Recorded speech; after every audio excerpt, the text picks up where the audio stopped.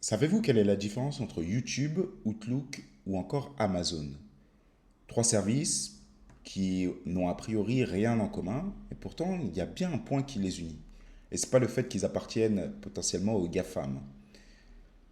Pour accéder à ces services, vous avez besoin de deux choses. Une connexion Internet et un appareil relié à Internet. Aujourd'hui, on va parler de cloud. Et pour bien comprendre ce qu'est le cloud, nuage en français, je vais vous raconter une petite histoire. Lorsque vous demandez à un enfant de regarder le ciel, il sera parfaitement en mesure d'identifier les nuages. Il pourra les pointer du doigt. Et avec son imagination, pourra vous dire que celui-ci est un éléphant, celui-là est une maison. Mais si vous lui demandez à quelle distance se situe ce nuage, ou comment accéder à ce nuage, ou encore, quand bien même il parvenait à y accéder, serait-il en mesure de le toucher, il ne pourra pas vous répondre. Et c'est paradoxal parce que c'est à la fois extrêmement tangible, on le voit, on peut le pointer du doigt, ce nuage, mais c'est tout aussi abstrait parce qu'il y a beaucoup d'inconnus autour de cela. Et le cloud, c'est un petit peu ça. C'est vous faciliter la vie en un seul clic, vous permettant d'accéder à quelque chose qui n'est pas présent chez vous. Dans votre ville, chacun possède sa maison. Ok, c'est un exemple. Imaginez donc que chaque maison représente un appareil connecté à Internet. Vous souhaitez envoyer un message via WhatsApp à votre ami qui se situe à quelques pâtés de maison de la vôtre. Ce que vous allez faire, c'est envoyer ce message-là. Et donc à votre porte, un service postal va récupérer ce message, va s'empresser à toute vitesse, à la vitesse de la lumière, de le délivrer à votre ami, situé à quelques pâtés de maison. Et ça pour vous, c'est instantané. Aussitôt émis, aussitôt reçu.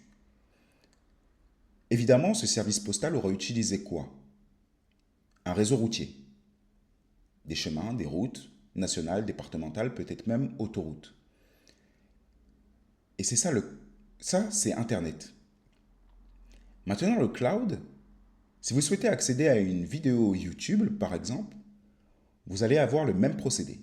Vous allez cliquer sur le bouton Envoyer, donc un hyperlien, qui va être récupéré par le service postal, donc récupérer votre requête, et va s'empresser de la délivrer au hangar situé à l'entrée de votre ville.